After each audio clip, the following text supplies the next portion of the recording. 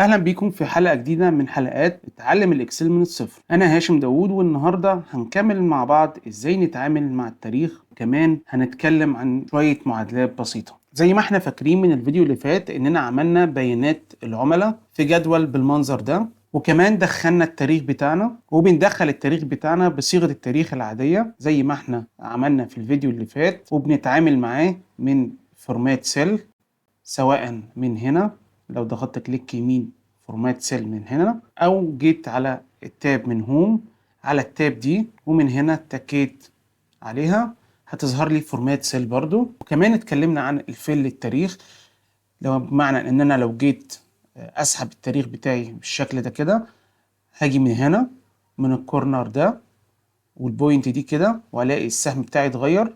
هلاحظ ان التاريخ بيحصل له تسلسل زي ما هو ظاهر كده، وكمان بتظهر معايا تاب دي، بيظهر معايا علامة البلس والاوتو فيل اوبشن دي، بحيث ان انا كمان لو اتكيت عليها هيظهر لي ان انا عاوز افيل الداتا بتاعتي بالشهور ولا بالايام ولا بالاسابيع زي ما هو ظاهر كده. طيب في ناس اوقات ما بيظهرش معاها الفيل دي او علامة الفيل دي، الاوتو فيل دي. بنحل المشكله ازاي؟ بظلل البيانات اللي انا عاوز تظهر عليها الاوتو فيل بالشكل ده، واجي على داتا على حاجه اسمها تكست تو كولمز بالشكل ده كده. هختار دايما تبقى ديليميتد واقول له نيكست. هشيل اي علامه صح من البيانات اللي موجوده دي واقول له نيكست، واجي على ديت من هنا كده. الداتا دي انا عاوزه يشوفها بصيغه ديت، تمام.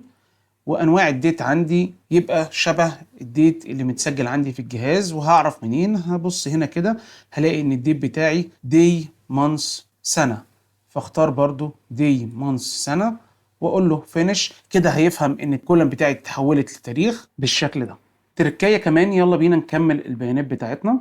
ممكن اكمل البيانات بتاعتي ازاي؟ ان انا اخدها كلها كوبي واكررها تاني في الجدول بتاعي. وممكن بتركايه بسيطه برضو ان انا اعلم عليها بالشكل ده كده واضغط على كنترول ما سيبش، واجي على الجنب برضو كده على علامه البلس وابتدي اسحبها بالشكل ده كده على الجدول بتاعي كده.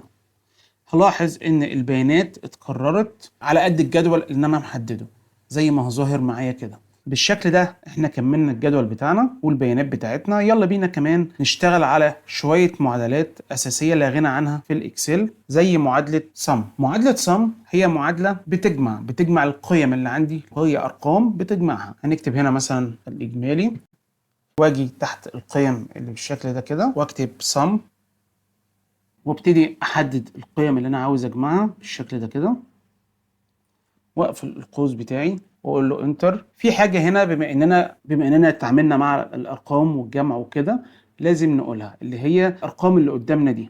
لو ارقام كبيره هيبقى صعب طبعا نعدها، فمفروض نحولها تبقى في فاصله كده بينها. بنعمل الفاصله دي ازاي عشان تبقى سهل علينا ان احنا نقراها؟ بعلم على البيانات بتاعتي واضغط برضو فورمات سيل بالشكل ده كده. انا عاوز البيانات بتاعتي تظهر بشكل ايه؟ نمبر ولا كارنسي؟ انا مثلا هختار كارنسي واختار العملة بتاعتي تبقى بالمصري. بالمصري ازاي؟ هعمل سيرش من هنا، هدور على صيغة العملة اللي انا عاوزها للارقام بتاعتي او للقيم بتاعتي، وابتدي ادور على العملة بتاعتي اللي هي اي جي بي واتك عليها بالشكل ده كده واقول اوكي. هلاحظ ان اتحولت القيم بالجنيه المصري. كمان عمل لي فاصلة ما بين الارقام وبعضها بحيث تكون سهلة عليا قرايتها. طيب لو انا عاوز اكرر الموضوع ده على الكولم ده كده، ممكن اجي هنا كده واجي على علامة البراش تول دي واضغط عليها كده وأقوم جاي مكررها هنا واوسع كده. بالفعل كرر لي الفورمات او نسخ لي الفورمات على السيل بتاعتي. طيب تركاية بسيطة تانية، لو انا عاوز اعرف اجمالي القيم اللي عندي من غير ما اشتغل او اعمل اي معادلة، بعلم على البيانات اللي انا عاوز اجمعها بالشكل ده كده، وهلاقيه هنا في البار دي ظهر علامة sum بالشكل ده، وبالفعل جمعها لي. تاني حاجة معانا، لو أنا عاوز مثلا أعد عدد العملاء اللي موجودين معايا أو عدد الأسماء اللي موجودين معايا في الشيت، بستخدم دالة اسمها count A. وكاونت ايه بتشتغل على الحاجه اللي موجوده جوه السيل، بمعنى لو الخليه دي فاضيه مش هيعدها لو فيها حاجه سواء رقم او تكست هيعدها. يلا بينا نشوف هنعمل ده ازاي.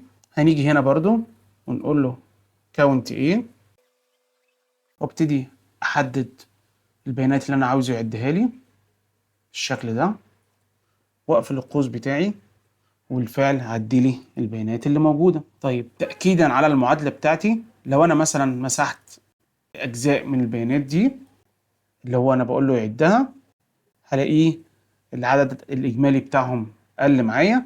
طيب لو انا عاوز ارجعها كنترول زد. طبعا عندنا شويه مشاكل في البيانات بتاعتنا، زي ان في تكرار الاسماء وتكرار مع اختلاف بعض البيانات. في الفيديو الجاي هنتعلم ازاي نحل المشاكل دي.